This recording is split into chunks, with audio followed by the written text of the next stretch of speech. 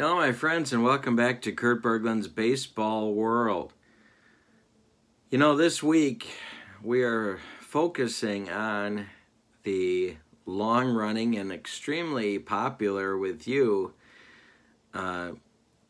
series that we've been doing, Tournament, for over a year now. It's the APBA Hall of Fame set King of the Hill Tournament. And the way the tournament has worked is that I have listed the teams in a sequential order, and if the team wins, they keep playing. In fact, as you win, you become the home team, and you remain the home team, the King of the Hill, until somebody beats you, and then you go back in line and you wait your turn in the sequence to play again.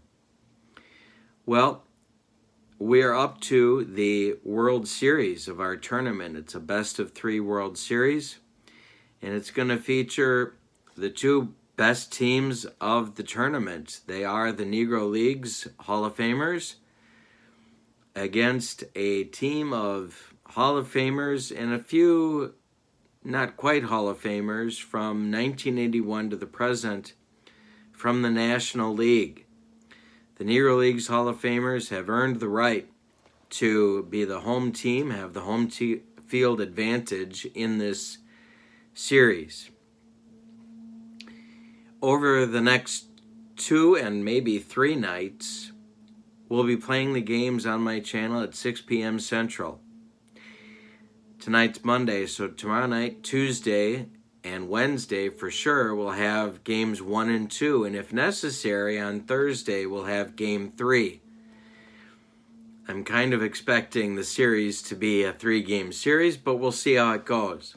I like the idea of a 3-game series for this World Series because I want intensity. I want every pitch to matter. I want every roll of the dice to matter. I want every substitution to matter. And we've played 54 games to get here. So 3 games seems intense and appropriate. I want to take a few minutes now to, by way of a preview, talk with you about the 3 games that these two teams played against each other in the tournament. It's interesting to look back. We're going to take a look at the score sheets and kind of focus on how these guys did against each other and maybe figure out who should be favored in the series. So let's take a look at the score sheets. Here's the first meeting between these two teams. The Negro Leaguers were the Kings of the Hill. This is game 17 of the tournament. They were being challenged by the 1981 to the present National League. These are our World Series teams. And this game resulted in a 3-1 victory for the 81 to the present National League. The game was scoreless through the first 6 innings. And then in the bottom of the 7th, the Negro Leaguers scored on a single by Willie Wells. Frank Grant hit into a fielder's choice, so he took Wells' place at first base. Joe Rogan, I keep doing that. Bullet Rogan, Charles Rogan singled Grant to third base. And then Turkey Stearns hit a sacrifice fly to bring home Grant. And it was 1-0 Negro Leagues. Until the 9th inning. A leadoff home. Now this is against Charles Rogan. Larry Walker hit a leadoff homer to tie the game. Rogan walked Chipper Jones. Then Barry Bonds, pinch hitting for Barry Larkin, hit a double that drove Jones to third. Jeff Bagwell hit a sacrifice fly, scoring Chipper Jones with the second run, the go-ahead run, and what would turn out to be the winning run. Tony Gwynn pinch hit for Gary Carter and struck out. Mike Piazza singled home Barry Bonds, and it was 3-1. Then Jose Mendez came on to get Biggio, and that was the end of the 9th inning. The National League carried a 3-1 lead into the bottom of the 9th. Trevor Hoffman came on in relief of David Cohn, who pitched 8 innings of 1-run ball. Hoffman had a 1-2-3 ninth, retiring Judd Wilson, Willie Wells, and pinch hitter Pete Hill in 1-2-3 fashion, and that was the ball game. The National League, 3 runs on 8 hits and no errors. The Negro Leaguers, 1 run on 6 hits and no errors. Cohn the winner, Rogan the loser, and Trevor Hoffman earned the save. That was their first meeting in this tournament. Game 2 of the series took place in tournament game 33. So they met first in 17. They met second in game 33. And this game was also a nail-biter. In fact, this was a 12-inning contest. The Negro Leagues were the king of the hill. They were being challenged by the National League. The opposing pitchers were Willie Foster, the left-hander for the Negro Leaguers, against Dwight Gooden for the National League.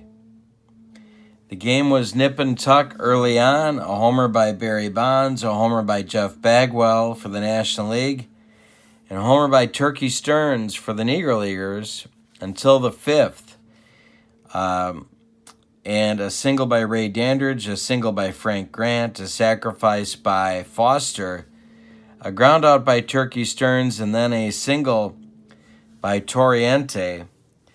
So some small ball led to a couple of runs for the Negro Leaguers. They're ahead 3-2 in the 5th. In the 8th, for the National League, getting late here, Tony Gwynn drew a 1-out walk and was doubled home by Mike Piazza to tie the game. Nobody scored in the 9th. In fact, nobody scored again until the 12th, when against short man Andy Cooper for the Negro Leaguers, with 1 out, Ozzie Smith drew a walk, and he was doubled home by pinch hitter Vladimir Guerrero Sr. to take a 4-3 lead. In the bottom of the 12th, Lee Smith came on and earned the save, striking out Turkey Stearns, getting Cristobal Torriente to ground out, and striking out Mule Suttles. So this game was a 4-3 victory for the National League, but another very close game. This was game 2. Winning pitcher Billy Wagner, Lee Smith got the save, and the loss went to Andy Cooper, all in relief. This was game 2 of their 3 matchups. Here's game 3, game 49 of 54 in the King of the Hill tournament. The Negro Leaguers again hosting the National League. The opposing pitchers in this game, Orel Hershiser against Rube Foster. And the final score was 7-6 National League over the Negro League. So the National Leaguers took 2 of the 3 meetings during the tournament between these 2 clubs. But the 3 games were settled by a total of 4 runs. So these 2 teams played 3 very even ball games. This was a 9-inning game. It almost went extra innings. The National League had a early lead on homers by Sheffield and a sacrifice fly by Tony Gwynn in the 3rd, scoring Ozzie Smith. Then they took a 4-0 lead when Tony Gwynn tripled home Smith and Hershiser in the 5th. Excuse me. Negro Leaguers started coming back. A 2-run homer by Judd Wilson in the 6th made it 5-2. And then in the ninth, 2 insurance runs by the National League. A walk by Piazza, a single by Sandberg, a single by Hernandez scored Piazza, and a single by Ozzie scored Sandberg. That made it 7-2 2 going into the bottom of the 9th. And Trevor Hoffman on the mound, but the Negro Leaguers, Pop Lloyd drew a leadoff walk. Willie Wells grounded out. Pete Hill pinch hit a single, 2 on. And that single actually scored Lloyd. So it was 7-3. Oscar Charleston hit a 2-run homer, 7-5. Cool Papa Bell singled. Buck Leonard grounded out. Josh Gibson singled home Cool Papa Bell, making it 7-6. And with Frank Grant pinch running at first base and 2 outs in the bottom of the 9th, and Judd Wilson the go-ahead run, or the winning run, Billy Wagner came on and got him to ground out to Sandberg to end the ball game. So it was a 7-6 National League win. So 3 games separated by 4 runs, 2 of them going to the National League, 1 to the Negro Leaguers. We're going to have a really good World Series. I'd be a little surprised if it didn't go all 3 games.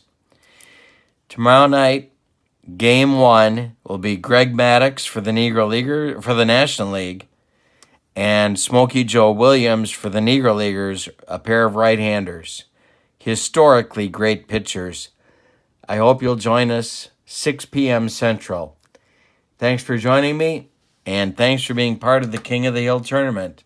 So long, everybody.